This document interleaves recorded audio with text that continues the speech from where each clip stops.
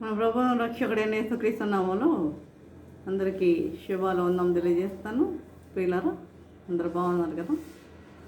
మరి ఈ దినములకి ఏర్పాటు చేయబడిన లేఖన భాగం చూసినట్లయితే ప్రకటన గ్రంథము 3వ అధ్యాయము 20వ వచనము, ఎవడైనను నా స్వరము విని తలుపు తీసిన ఎడల నేను అతని యొద్దకు వచ్చి అతనితో నేను నాతో కూడా అతడును భోజనము చేయుదుము. ప్రార్థన చేసుకున్నాం. పరిశుద్ర ప్రేమగల తండ్రి, నీ పరిశుద్ధ పాదముస్తుతం దేవా ప్రభా. తండ్రి, తిరుగునైన ప్రభా, సజీవుల గురించిన విధానం బట్టి నాయన మీకు వందనం తెలియజేసుకుంటున్నాం ప్రభా. తండ్రి, నాయన మీరు మమ్మల్ని పిలుస్తున్నారు నాయన ప్రభా, మమ్మల్ని ఆహ్వానిస్తున్నారు నాయన ప్రభా. తండ్రి, మేము నిర్లక్ష్యంగా మేము ఉంటున్నామేమో నాయన తండ్రి ప్రభా. మీ యొక్క స్వరము మేము వినేవారుగా ఉంటా కృప చూపండి నాయన ప్రభా. తండ్రి, ఇదిగోనైనా మేము వాక్యం ధ్యానించుకుంటుండగా మీరు మాతో ఉండండి తండ్రి. ప్రతి ఒక్కరి తండ్రి వినగల గ్రహించగలసిన వాక్యానుసారంగా జీవించే జీవితం దయచేయమని ప్రభు నేసిన మరి వినమ్గా పెట్టుకుంటున్నాము తండ్రి. ఆమేన్. ఈరోజు అంశం ఏంటంటే ఆహ్వానం. దేవుడు ఆహ్వానిస్తున్నాడు, మనం పిలుస్తున్నాడు. ఎంత భాగ్యం చూడండి. సర్వశక్తివంతుడు, లోకరక్షకుడు, నోటి మాటతో సృష్టిని చేసినవాడు మనల్ని పిలుస్తున్నాడు. మట్టితో చేయబడిన మనలను పిలుస్తున్నాడు, ప్రేమతో పిలుస్తున్నాడు, ప్రేమతో ఆహ్వానిస్తున్నాడు. మరి ఆయన స్వరం మనం వింటున్నామా? ఆయన స్వరం మనకు వినబడుతుందా?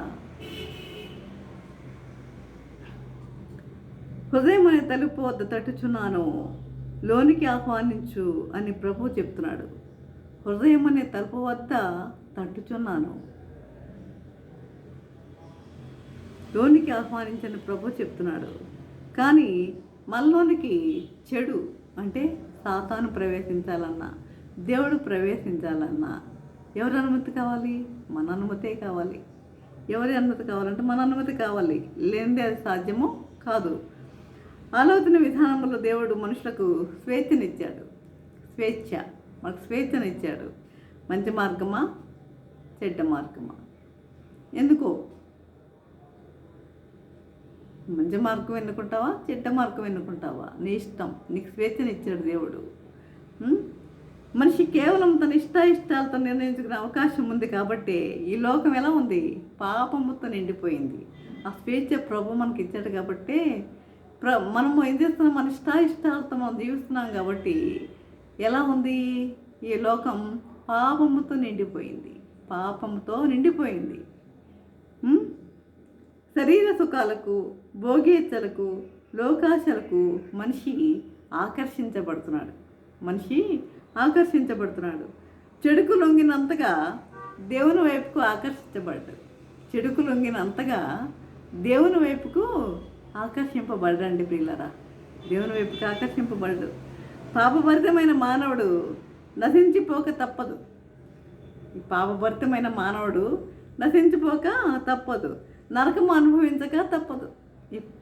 ఈ పాపంతో నిండినవాడు నరకము అనుభవించక కూడా తప్పదు. వారిని ఆ వినాశం నుండి తప్పించాలని, పాప విమోచన జరిగించాలని ప్రభు పిలుస్తున్నాడు. ఆ వినాశనం నుండి తప్పించాలని ప్రభు మనల్ని పిలుస్తున్నాడు. సేవకుల ద్వారా, టీవీల ద్వారా, సభల ద్వారా, దైవజనుల ద్వారా, దర్శనముల ద్వారా సువార్త మనకు అందించబడుతున్నది కదా. సువార్త మనకు అందించబడుతుంది. అనేక మంది టీవీల ద్వారా వింటున్నారు, చర్చిల్లో వింటున్నారు, దైవజనుల ద్వారా వింటున్నారు, సభల్లో వింటున్నారు.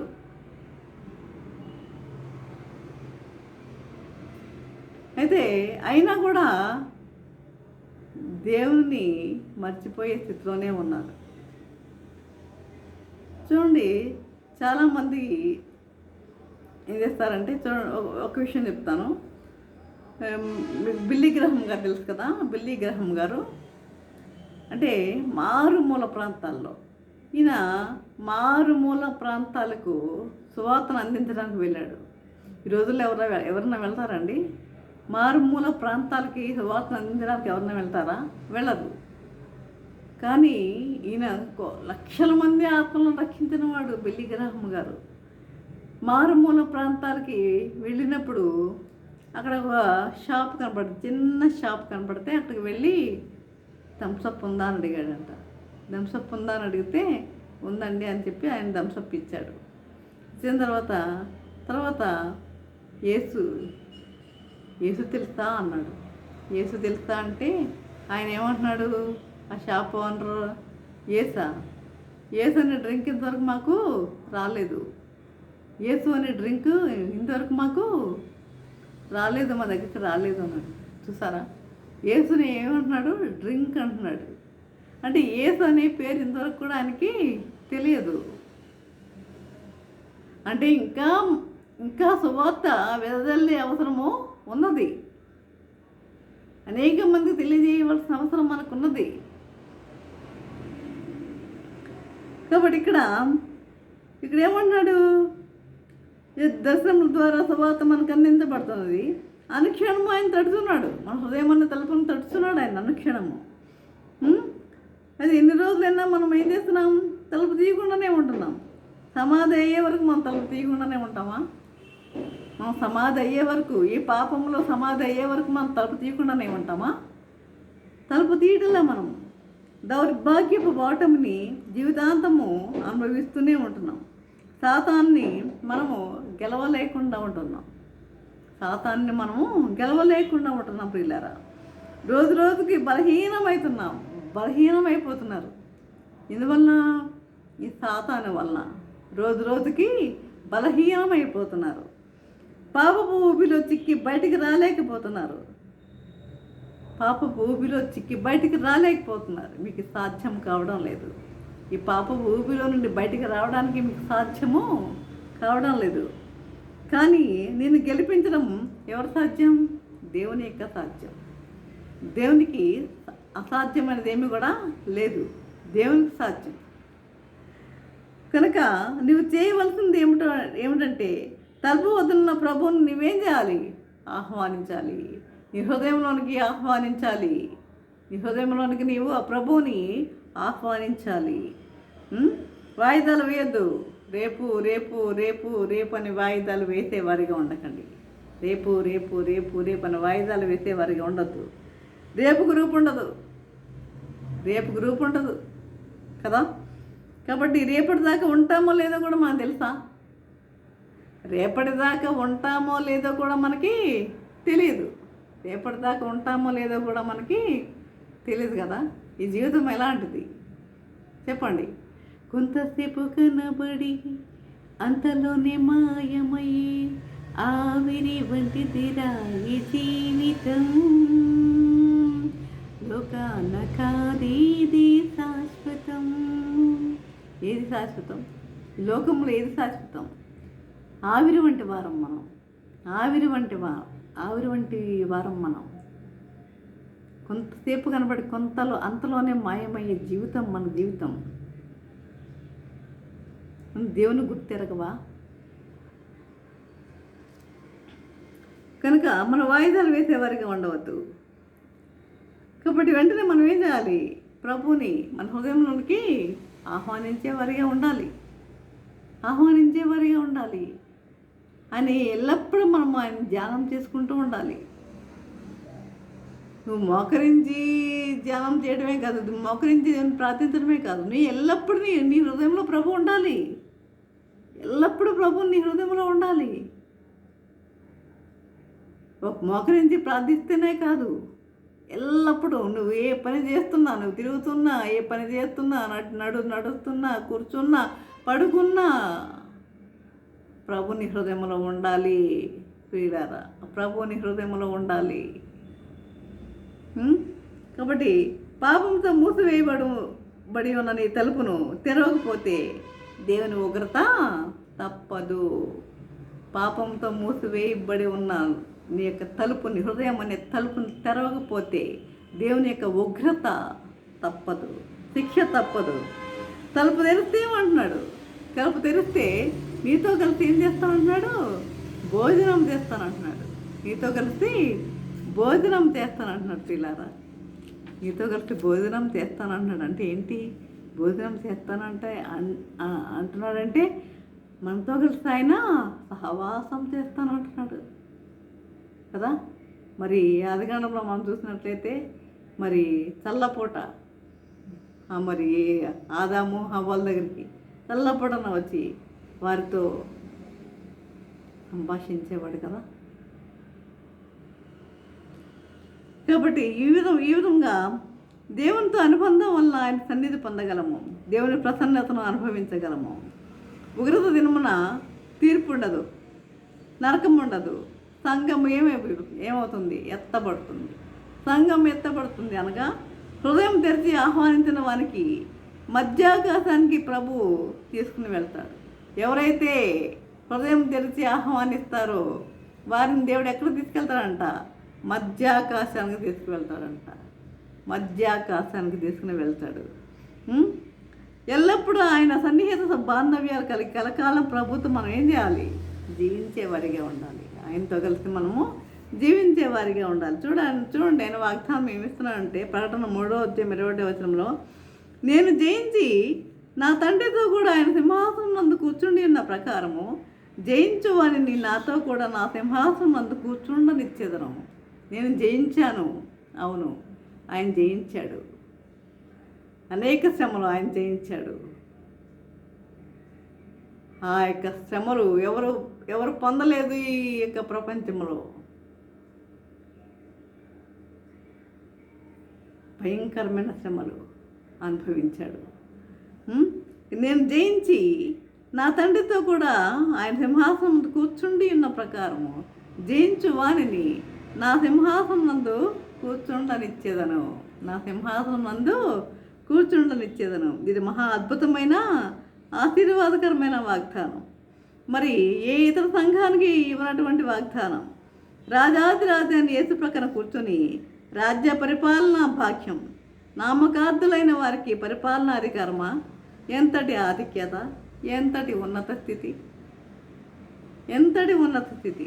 జయించు వారు 1000 ఏళ్ల పాలనలో ఆయనతో కలిసి ఏలుతారట.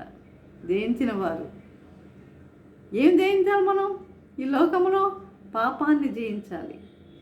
శరీరాశ, నేత్రాశ, జీవపుడంబం ఇవి జయించాలి. పాపాన్ని జయించాలి.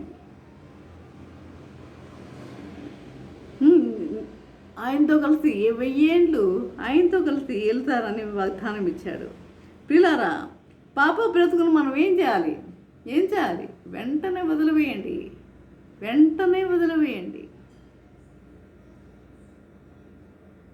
ఈ 40 రోజులు అయిపోయినాయి కదా. 40 రోజులు అయిపోతున్నాయి కదా. ఇక మళ్ళీ మనం తీసుకున్న తీర్మానాలన్నీ పక్కన పెట్టేసి మన ఇష్టం వచ్చినట్లుగా ఎంజాయ్ చేయొచ్చు అని అనుకుంటున్నారా? వద్దు. మీ తీర్మానాలుగానే ఉంచుకోండి. ఆ విధముగానే జీవించండి.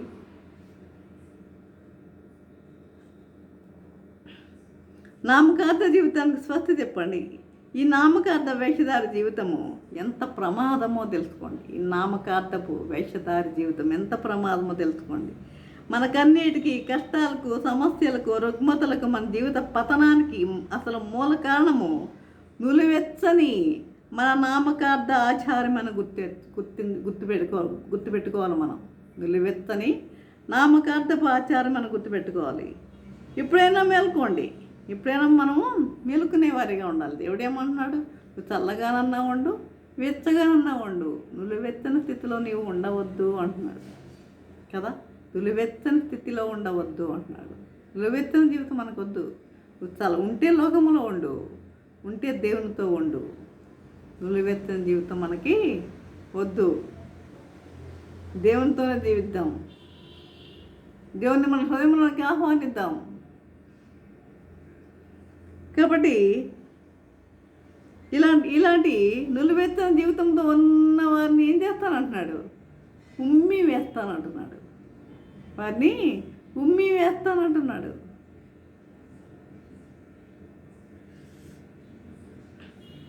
చాలామంది ఏమనుకుంటారు? మేము చర్చికి వస్తున్నాములే, ప్రార్థన చేస్తున్నాములే, పాటలు పాడుతున్నాములే, ప్రసంగాలు చేస్తున్నాములే, ఇలా అనుకుంటూ ఉంటారు. కానీ నీ హృదయం మారిందా? నీ హృదయం మారిందా? నీ నామకార్థ జీవితం మారిందా? నీ వేషధారణ బ్రతుకు మారిందా?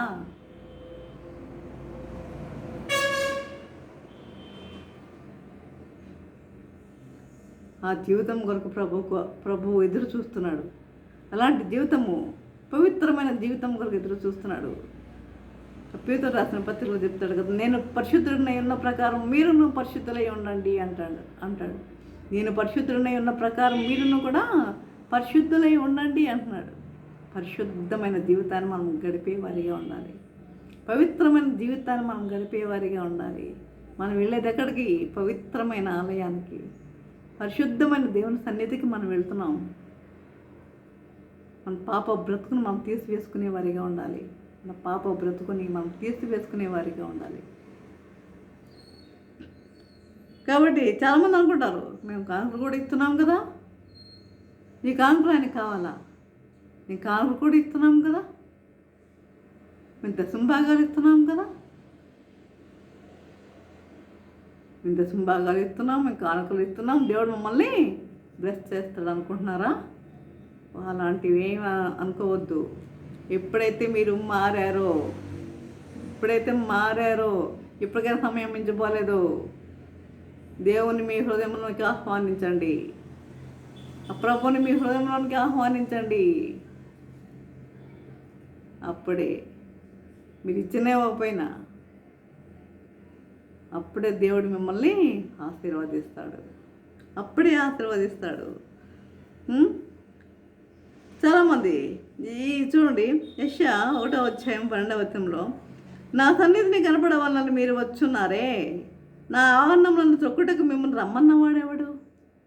నా సన్నిధిని కనపడవాలని మీరు వచ్చున్నారే, నా ఆవరణములను త్రొక్కుటకు మిమ్మల్ని రమ్మన్నవాడేవాడు? నీ నైవేద్యము వ్యర్థం, అది నాకు అసహ్యం.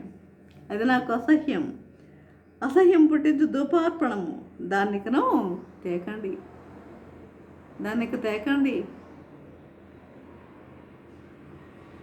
ఎంతో బాధతో, మండే హృదయంతో, ఆవేదనతో దేవుడు పలుకుతున్న మాటలండి ఇవన్నీ. ఆవేదనతో పలుకుతున్న మాటలు ఆయన. ఇప్పటికైనా మారారా? ఎంతమంది రేపు బాప్తిస్మం తీసుకునేవారిగా ఉంటారు? ఎంతమంది బాప్తిస్మానికి సిద్ధమయ్యేవారిగా ఉన్నారు?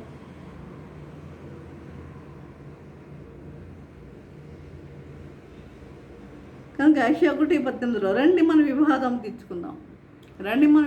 తీర్చుకుందాం.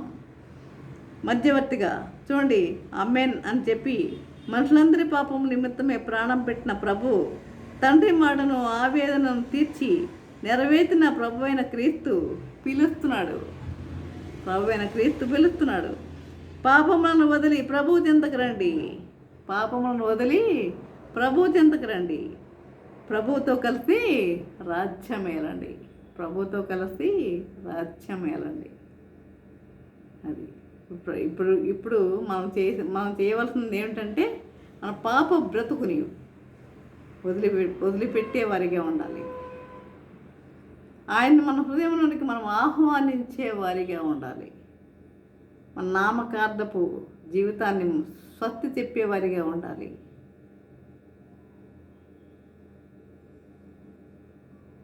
అది ఉండాలని ప్రభు కోరుకుంటున్నాడు. నిలువెత్తని జీవితం మాత్రము వద్దు. నిలువెత్తని జీవితంతో మనము జీవించేవారిగా ఉండొద్దు. ఆయన మనం భయభక్తులు కలిగి మనం జీవించేవారిగా ఉందాం. కాబట్టి ప్రియులారా, ఆత్మగా జీవించాలని ప్రభు యొక్క కోరిక, ఆయన యొక్క కోరిక. మరి ఆయన కోరిక తీరుద్దామా? ఎన్నో శ్రమలు పొంది మన కొరకు శిలువపై మరణించి మన రక్షణ ప్రసాదించి మన కొరకు మన పాపం అన్నీ ఆయనపై మోసాడు. ఆయన పాపిగా మారాడు. మన పాపములన్నీ ఆయనపై మోసి మనం పొందవలసిన శిక్షను ఆయన అనుభవించాడు.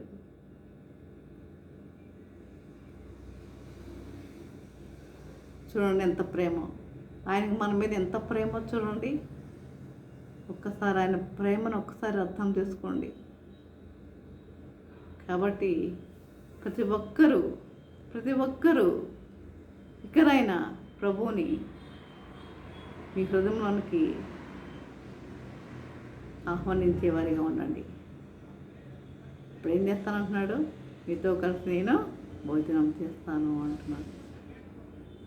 ఆహ్వానించండి, ప్రభుని మీ హృదయంలోనికి ఆహ్వానించండి.